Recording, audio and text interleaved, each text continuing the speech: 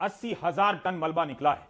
भ्रष्टाचार का टावर नाम देकर नोएडा में जिस टावर के गिरने का जश्न मनाया गया, अब मलबे का टावर बनकर लोगों के फेफड़े में घुस चुका होगा और घुसता भी रहेगा।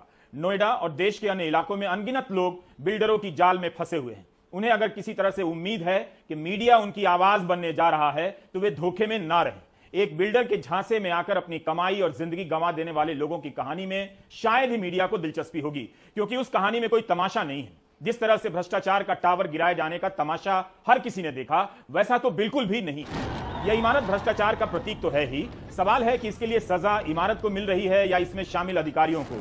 सुप्रीम कोर्ट के कहने पर यूपी सरकार ने एसआईटी का गठन किया। एसआईटी की रिपोर्ट में नोएडा प्राधिकरण में उस दौरान 2014 से 2012 के बीच 24 अधिकारी, कर्मचारी और सुपरटेक प्रबंधन के पदाधिकारियों को आरोपी बनाया गया। एक इमारत को सजा दी गई है, जिनकी वजह से यह इमारत खड़ी हुई वो सजा से बच गए हैं। कहीं कहीं दोषी अधिकारियों की संख्या 24 भी बताई जाती है, 26 भी और 30 भी। पर दोनों ट्विन टावर जमींदोज हो गए हैं। उसके बाद आप देखें कि जिस तरह से धूल का गुबार उड़ रहा है। बिल्डर के खिलाफ किसी भी लड़ाई में जीत हो बड़ी बात होती है। इनके झांसे में आकर आदमी जिस दुष्चक्र में फंसता है वो अंतहीन है। लेकिन क्या ट्विन टावर के गिरने पर ताली बजा देने से भ्रष्टाचार का टावर गिर गया? यह वही समाज है जो 6 साल पहले भ्रष्टाचार मिटा देने के नाम पर कई दिनों तक लाइन में लगा रहा और नोटबंदी को मास्टर स्ट्रोक बताया करता था। इस समाज के बच्चों के स्कूल में पर्यावरण दिवस पर ड्राइंग कंपटीशन जरूर होते हैं, जिसमें नदी और पेड़ की तस्वीर बनाकर बच्चा पर्यावरण के प्रति जागरूक होने का गर्व माता पिता को सौंप देता है। 40 मंजिला इमारत जब बन रही थी तब भी पर्यावरण का नुकसान कर रही थी। अब इसे गिराकर नुकसान को और गहरा किया गया है। इसे रोकने के लिए कई लोगों ने बहुत सारे उपाय सुझाए। यहां ठंड के दिनों में गरीबों के लिए रात्रि आश्रय स्थल बन सकता था, सेना के शहीदों के परिवारों को दिया जा सकता था, विकलांगों को दिया जा सकता था, स्कूल से लेकर अस्पताल तक बनाए जा सकते थे। इसका इतना ही मतलब है कि समाज में अब भी कुछ लोग हैं जो सोच रहे हैं, जो समझते हैं कि भ्रष्टाचार की सजा के और भी तरीके हो सकते थे। मगर इस इमारत के गिरने पर ताली बजाने वालों ने साबित कर दिया कि जो लोग नोटबंदी के समय ताली बजा रहे थे वही थे जो कोरोना के समय बालकनी में आकर ताली बजा रहे थे, और वही लोग हैं जो इस इमारत के गिरने पर भ्रष्टाचार के मिट जाने के जश्न के रूप में ताली बजा रहे हैं।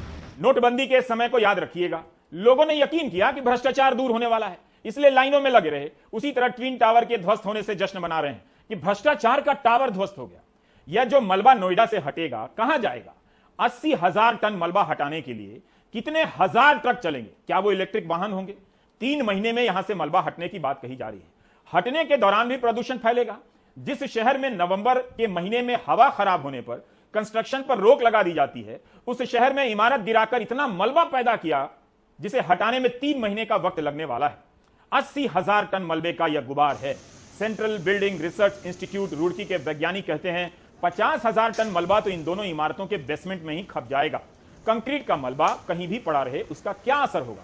उसके कण किस तरह उड़ते रहेंगे, फेफड़े में घुसते रहेंगे या अभी ही घुस चुके हों? ये सब वो सवाल हैं जिस पर चिंता की जा सकती है। लेकिन 30,000 टन मलबे को हटाने में 3 महीने तक 3,000 ट्रक चलाए जाएंगे। धूल के कण कहीं भी गायब नहीं होते, कार्बन वातावरण में ही रहता है, वो कहीं मिटता नहीं है, इसलिए कार्बन के उत्सर्जन को खतरनाक माना जाता है। ट्विन टावर को गिराने में 18 करोड़ रुपए खर्च हो गए और मलबा हटाने में भी 20 करोड़ का खर्चा बताया जा रहा है।